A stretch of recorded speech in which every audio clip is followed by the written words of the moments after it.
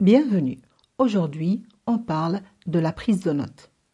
Que vous soyez au collège, au lycée ou à l'université, vous avez besoin de maîtriser la technique de prise de notes afin de mieux assimiler et mémoriser vos cours. Les notes sont en effet un outil efficace pour l'apprentissage. Quand on écrit, on retient plus. La prise de notes ou PDN est une technique, donc ça s'apprend et c'est ce que nous allons voir dans cette vidéo. Mais attention, il ne s'agit pas de copier-coller les mots qui sont dits, mais de retranscrire le sens de ce qui est dit. La première chose à savoir, c'est qu'il ne faut pas compter sur les notes que les autres ont prises, car ce n'est pas pratique ni fonctionnel pour vous. En effet, en prenant vos propres notes, vous déclenchez déjà le processus de mémorisation, étant donné que vous sollicitez la vue, l'écoute et l'écrit. Vous êtes en mode grande concentration, ce qui permet de développer certaines compétences. En se concentrant sur ce que dit le professeur, on échappe à la distraction, on comprend, on mémorise mieux et on gagne du temps, parce que oui, on prend de l'avance sur ses révisions. Petite astuce, une bonne prise de notes nécessite la mise en pratique de l'écoute active. La pratique de l'écoute active est un excellent moyen d'être intellectuellement alerte pendant les cours, ce qui optimisera votre prise de notes et stimulera votre motivation. Que faut-il noter? Le prof parle trop vite? Pas de panique, vous n'êtes pas censé tout noter. Vous devez procéder à une sélection des informations les plus importantes. C'est le principe même de la prise de notes. Consigner le plus important. Notamment le plan du cours, les idées principales, les notions clés, les définitions importantes, les exemples développés par l'enseignant, les récapitulations, les répétitions, les références. La méthode Cornell. Voici une méthode qui va vous faciliter la tâche, vous aider à optimiser votre façon d'étudier et à réussir votre cursus scolaire ou universitaire.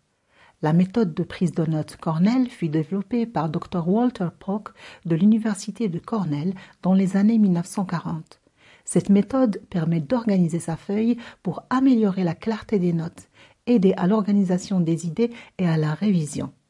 La méthode Cornell consiste à diviser sa feuille en différentes parties qui ont toutes un objectif différent. Voici à quoi ressemble une fiche préparée pour la prise de notes selon la méthode Cornell. Je précise que ces fiches, vous pouvez les acheter, les télécharger ou les imprimer via Internet ou encore les faire vous-même en traçant les différentes cases dont il est besoin. Vous pouvez aussi utiliser des feuilles libres en les numérotant bien sûr ou prendre des notes directement sur vos fiches téléchargées. Alors, la méthode Cornell préconise une organisation de la feuille en 4 zones. La partie tout à fait en haut vous servira à indiquer la date, l'intitulé du cours ou de la conférence, le nom du professeur, le numéro de la page, etc. Ensuite, dans la colonne de droite, qui fait pratiquement le double de la colonne de gauche, vous prendrez les notes du cours en question, en veillant à aérer vos notes et à supprimer les mots inutiles.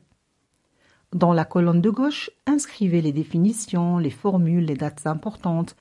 Dans la zone en pied de page, inscrivez un résumé concis de la page entière.